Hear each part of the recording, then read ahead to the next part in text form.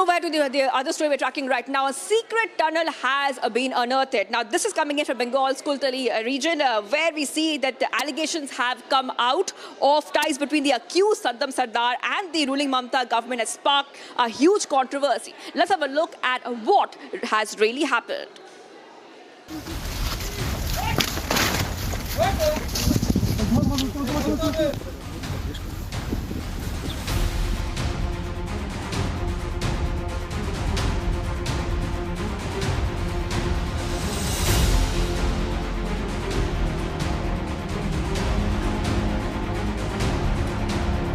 Huge revelations have come in from Bengal's Kultali region. A secret illicit tunnel. Police chasing the accused.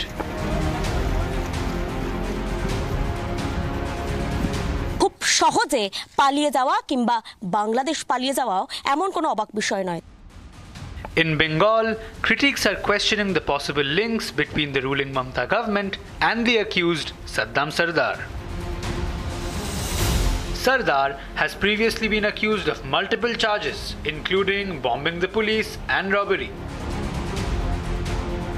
Is the fake gold business in Bengal continuously rising?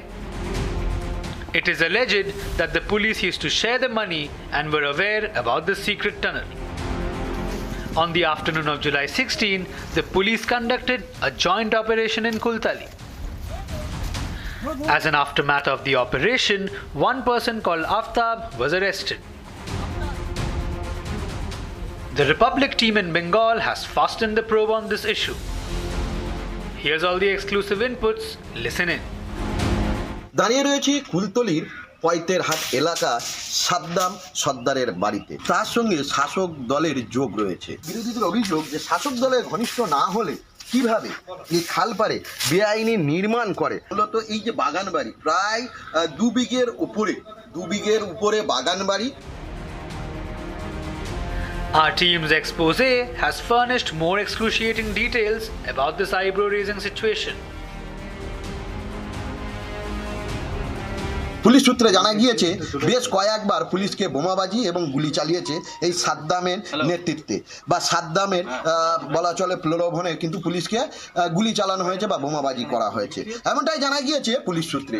শুধু একটা অভিযোগ না, ডাকাতি চুরি ছিনতাই শুধু কুলতলি থানা নয়, এই জেলার বাইরেও মূলত অভিযোগ রয়েছে সাদ্দামের বিরুদ্ধে। কি তাই?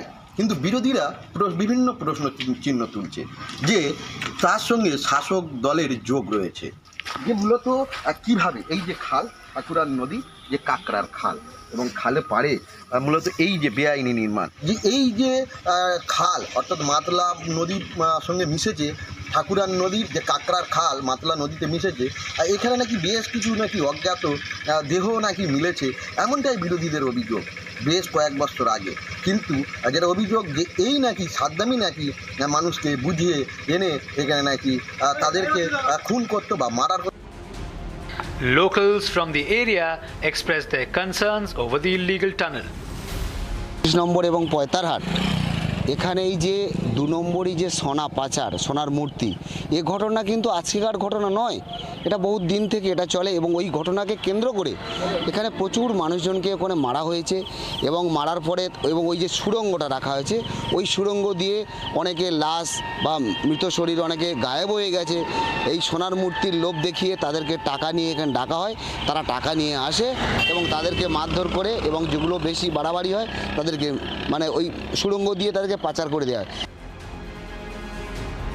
With more details emerging, questions linger over the alleged links and operations surrounding this illegal tunnel.